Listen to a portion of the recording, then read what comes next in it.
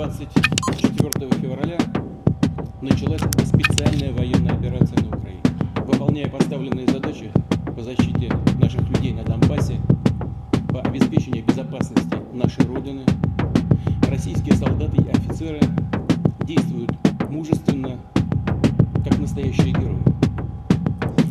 Наши военнослужащие сражаются стойко, с полным пониманием права.